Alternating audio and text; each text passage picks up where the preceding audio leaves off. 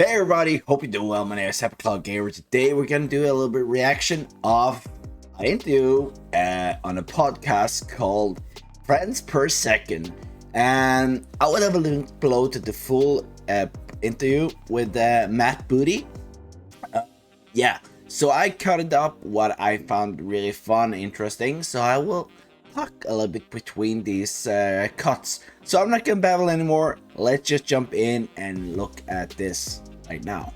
Obviously, Halo Infinite is having a rough run. It hasn't quite landed in the way that, or it landed well, I think, but since then, it's really struggled quite a bit. So what does Microsoft or yourself put that down to?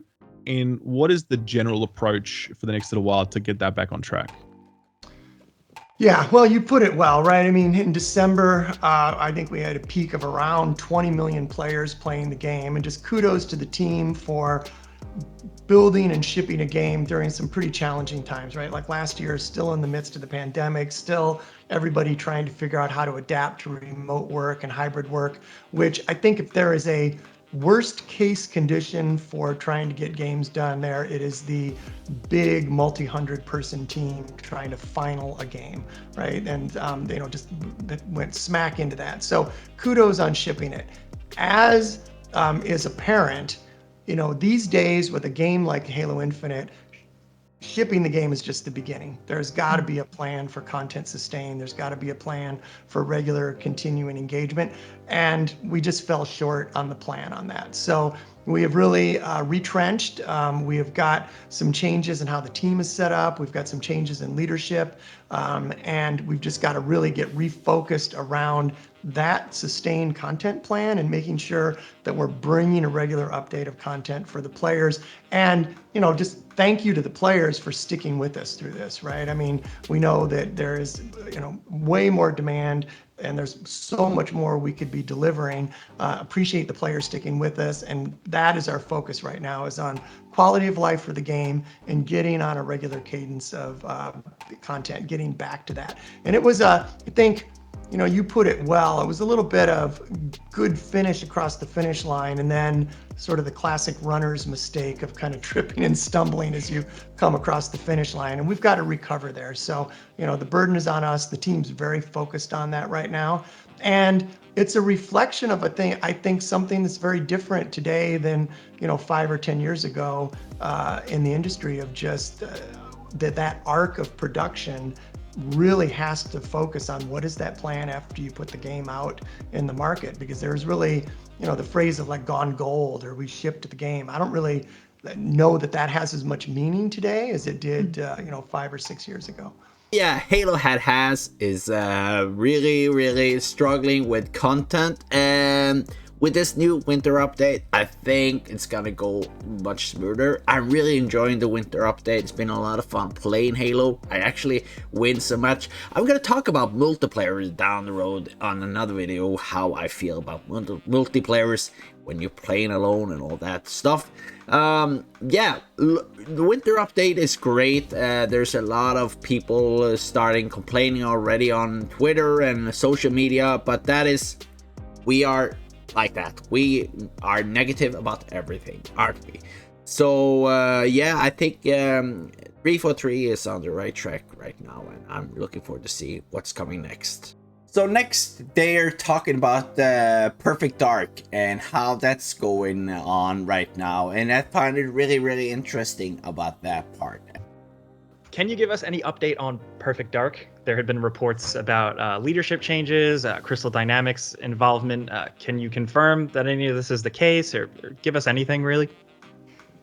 Sure. I'll kind of break that one into two parts. First, I guess in my mind, it hasn't been so much leadership changes as it has been building a studio. So, I talked about, I think one of the most difficult things of the last few years has been finaling a big game on the scale of a Halo or a Battlefield or something during the conditions that we've had.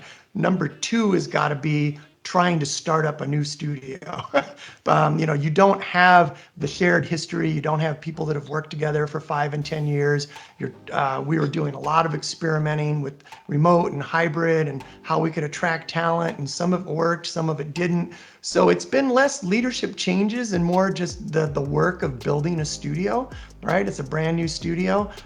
We were very fortunate to be able to partner with Crystal Dynamics and bring the expertise that they've got. And, the relationship that we've got is we have a full team in our studio, the initiative in Santa Monica, and Crystal Dynamics has got a full team. And it is what I would call co-development. It's not outsourcing. It's not like we're hiring them to work on maps or hiring them to go make art assets. They are an equal partner in the development. And I think that as we chart a path forward for what post-pandemic, post-hybrid work, game production starts to look like, that's going to be more and more the norm. If we think about successful projects we've had, Flight Simulator for us, built in tight partnership with Asobo, which is over in France, but we've also got a full team in Redmond. Something like Minecraft Dungeons, or even the upcoming Minecraft Legends, which we were really excited to just show off this past weekend, that is made in partnership with BBI. That is partnership between a Redmond studio and a studio in Stockholm. Even something like Age of Empires 4, we built in partnership with Relic, which is up in Vancouver. But again, we've also got a full team here in Redmond. So, it's not a case of Crystal Dynamics has taken over or, they're replacing. It's more that, look, we had 100 and some people become available who have this great pedigree of working on Tomb Raider, people that we know, whom we've worked with. They're available. They're excited about working on Perfect Dark. I mean, they're not going to sign up to work in this way for something that they're not excited about. So to me, it's really more a part of how you build a game team these days, as opposed to, some sign that we were trying to compensate for something. It's really just, I think we're going to see more and more of what I'll call tight co-development going forward. So next, they had a little talk with Matt Booty about Fable. And yes, I've been playing Fable back in Xbox 360 days, but I fell off that wagon a couple of years ago. There's so much else that I wanted to play, but I'm really curious about this one, because this one is made by the studio that is making Forza. They made Forza Horizon, and I'm really interested to see how they're gonna put out this world, and I think it's gonna be amazing.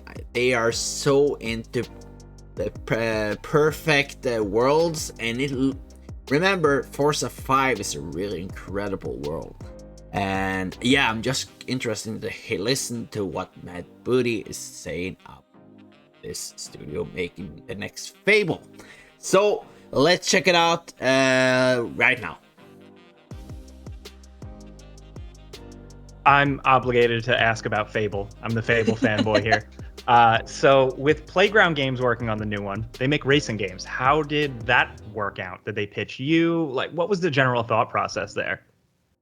Yeah, so Playground does make racing games, but if we deconstruct that a little bit, I think the thing that Playground does is high craft, high quality, high attention to detail. And so I'll separate that out as kind of a starting ingredient. They had a particular passion for the IP, and I think they also demonstrated that they understand what the heart and soul of Fable is about and how they can bring it forward for sort of today's sensibilities and just, make a modern take on Fable.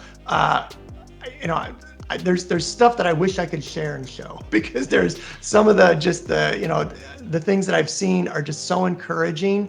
And your point is really spot on, right? That there's a danger sometimes that you don't want to give, the RPG team to go make a racing game, or vice versa. You don't want the shooter team to go try to make a kid's building block game. I mean, you can get in trouble there, but they've got a great technology base. They've got a passion for the IP, and they've just got such a demonstrated commitment to craft and quality. You put all that together, and admittedly, I think the team would share, that during some of the first reviews, I shared a little skepticism, that look, that I feel like we're kind of going out on a limb here to do this, but they've since put that to rest. And I'm excited for everybody to see it when we are ready to show stuff. Yeah. They touched on with Matt Booty was Exile.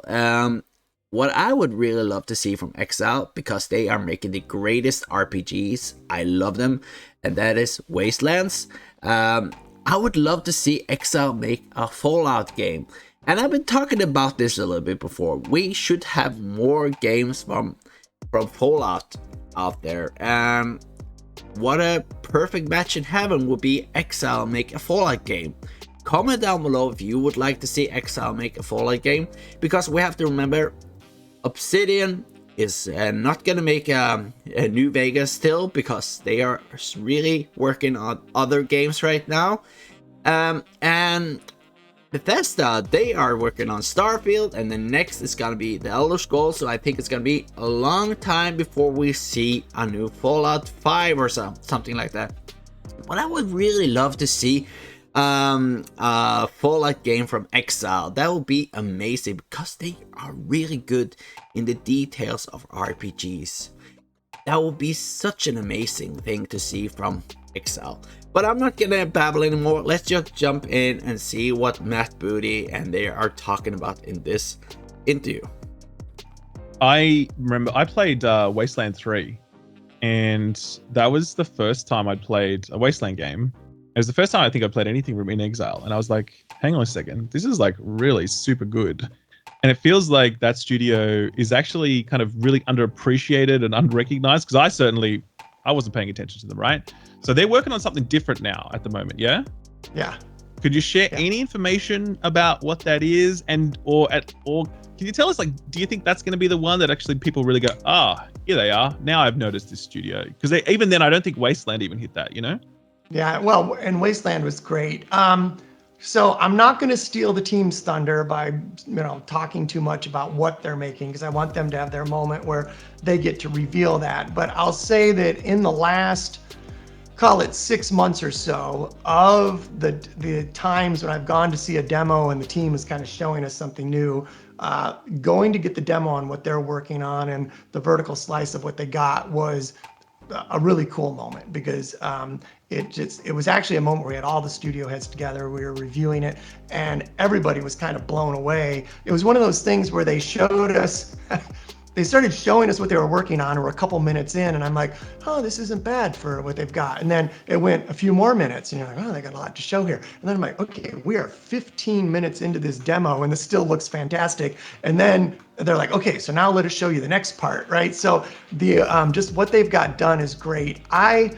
If there was some measure for a studio of the coolness of what you've created as a ratio to how many people are working on it, that studio has to win some kind of prize, because they just get the absolute most out of everybody and make the most focused use of the resources that they've got. Brian Fargo leading that studio, it's just a master class in, these are the resources I've got, these are the constraints I've got, this is how big I am, okay, what's the best thing I can do with that? So I love what you said about, could this be the one that puts in Exile on the map? I think they are a little under the radar, but we were just down there to visit right after E3 back in June. We stopped by there and continue to be excited about what they're working on. So that's another one that I don't want to steal the team's thunder. We'll let them reveal it, but I think people will be excited when they see what they're working on. Okay, so Starfield. Whoa, they're talking a little bit about Starfield. I'm so hyped for this. I'm so looking forward to this game. This is my game of 2023. Let's jump in and just listen to what their magical words are from Matt Booty. So Starfield, that's kind of a big deal. I think generally the reception to that has been positive for sure. People are excited. I think a lot of some other people are like, oh, it's just kind of like Skyrim in space, right? Do you think it's Skyrim in space? If it's not Skyrim in space, like, what do you think really sets it apart? Like, where are you seeing that really evolves that Bethesda Game Studios model? Well, just knowing having had the chance over the last year and a half or so to spend more time with Todd Howard and see how he works and see what he brings to game design, I'm confident that he's not going to sit still on what was built before, right? This isn't. It's not his approach to come in and kind of reskin something, right? So there's going to be an awful lot of things that move forward with this game. Just from my view, a little bit from the outside looking in the case of Bethesda, the things that excite me first are just the visual style, which, for lack of something better, I would call this kind of NASA punk. It's very inspired by the concept art of the late 70s, early 80s. So it has a little bit of a sort of retro cassette kind of feel to it, which is pretty unique, pretty cool. And just the things that it brings into the game, which almost given the genre you have to have. It'd be almost one of those, how could you not put that in there? So, the shipbuilding, the space combat, the world exploration. I think there's going to be an awful lot of new stuff that Bethesda fans and Todd Howard fans have not seen brought to the game. And, I know just from checking in with them a bit, the team is, hard at work to get that thing all buttoned up and put together. I'm fortunate enough to be involved in a lot of the status reports and things. And it's just fun watching them kind of iterate through that level of polish on the game right now. The release date, you got the release date you can share with us now? Is that sure? It's not going to be like 3/3/20. It's not 3/3/23, right? Todd loves that shit. He's all about it. So just confirm it here and now, please. 3/3/23. No 4/4/24. Okay, all right. That's what we can rule out that at least. So that's good. That's something. It talked a little bit about Starfield there. I'm really stoked. No, it's not going to be 4th of 2024, but still, I think it's going to be at the mid or early next year because I think they're on the track. I think they have to show some more gameplay this year, like at the Game Awards. That would be a place to do it, and give us a release date. If not, I will be a little bit more suspicious of the release date and when it's going to come out if we don't get any news at the Game Awards at least. Now that's going to be an interesting one if we don't get any sort of information. I think we're definitely going to see something there at least. I hope we're going to see more before that, but we don't know. Really looking forward to this game. I hope they are just polishing this game and crafting this game like it's going to be the best game, because remember, Game Pass needs quality games so people stick around and subscribe to that subscription. So they need to have this game in perfect shape, and I would rather have a game delay and get a quality game than a game that has to release so we have content and be a poor game so we have to have patch over patch over patch over patch. We had with Cyberpunk, and we had the fiasco with, as we heard early in this video, with Halo Infinity. So yeah, I'm really looking forward to this. Starfield is gonna be my game of 2023. I'm real hyped for that. I shouldn't be hyped for games, but I am. I'm really looking forward to this game.